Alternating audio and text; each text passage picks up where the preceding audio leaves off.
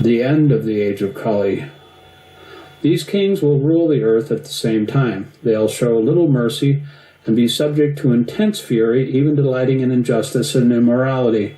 They'll slay women, children, and cattle. They'll covet the possession of others, but will remain weak. Most will rise and fall quickly, and they'll be short-lived, having many desires but few morals. Inhabitants of the various settlements will mix with them and ape their behavior. Encouraged by the support of these kings, and with barbarians as their teachers, the populace will lead immoral lives.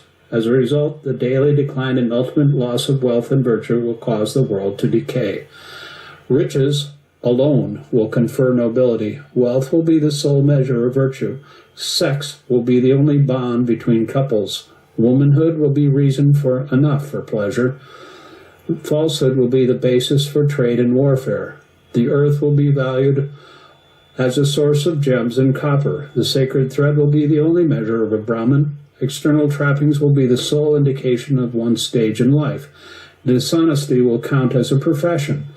Weakness will be the cause of dependence. Pronouncements filled with timidity will be the measure of scholarship. Wealth will be the measure of goodness. A simple bath will count as purification. Donations will be equated with religion. Mutual consent will be the basis for a marriage. Fine clothes will confer respectability. Water from far away will substitute for sacred ford. In a world overwhelmed with manifold faults like this, whoever is the strongest from any of the classes will be king.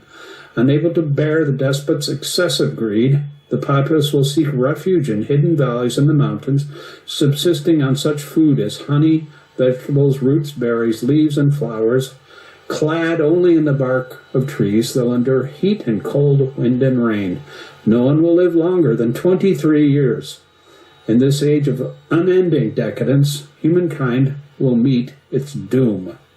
When the religion of the Vedas and scriptural tradition are in decline and the Kali age nears its end, Lord Vasudeva, creator of the universe, master of moving and unmoving beings, the beginning, end, and everything between, the absolute in the form of the highest self will manifest as an aspect of himself in this world as Kalki in the home of Viṣṇu, the head Brahmin in the village called Shambhala, endowed with 8 qualities and perfections, greatness, and irresistible power. He will annihilate the Mlechas and Dakshus, whose thoughts and deeds are evil.